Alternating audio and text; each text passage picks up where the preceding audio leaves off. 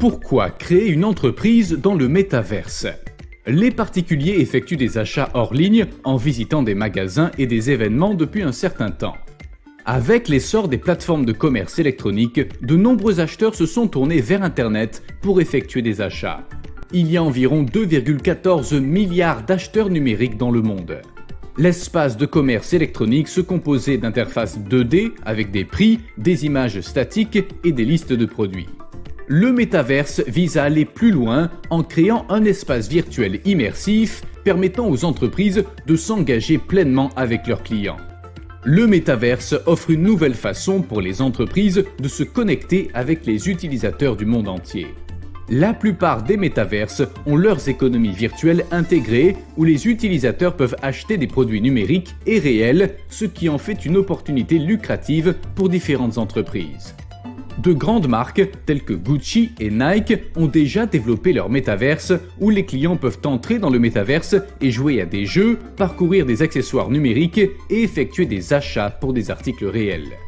Selon Nike, près de 7 millions de personnes ont visité Nikeland jusqu'à présent, montrant ainsi le potentiel de l'espace virtuel. Des géants de la technologie tels que Meta travaillent également à la création d'espaces de travail virtuels où les individus peuvent assister à des conférences, assister à des sessions de formation et bien plus encore. Alors que nous entrons dans une ère d'espace de travail à distance, le métaverse jouera un rôle important dans la refonte de la façon dont les individus interagissent en ligne.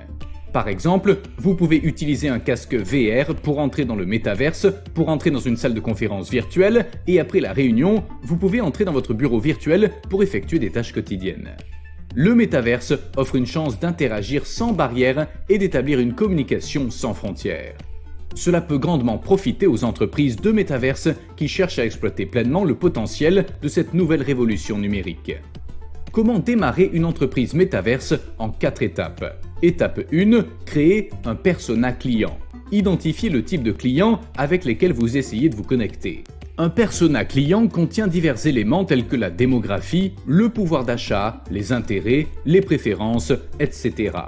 Cela vous aidera à déterminer la bonne stratégie pour vous connecter avec vos clients. Par exemple, si vos clients aiment le sport, la création d'un environnement basé sur des jeux de sport dans votre boutique virtuelle vous aiderait à améliorer les conversions. Étape 2, comprendre l'espace virtuel. De nombreuses entreprises ne sont pas encore familiarisées avec les monnaies numériques et les environnements 3D. Menez des recherches approfondies pour en savoir plus sur les différents avantages de chaque plateforme métaverse. Par exemple, Decentraland et Sandbox sont basés sur la blockchain Ethereum, tandis que le métaverse Pavia est basé sur la blockchain Cardano. La blockchain Ethereum est connue pour ses frais de transaction élevés que les clients doivent payer pour frapper leur NFT.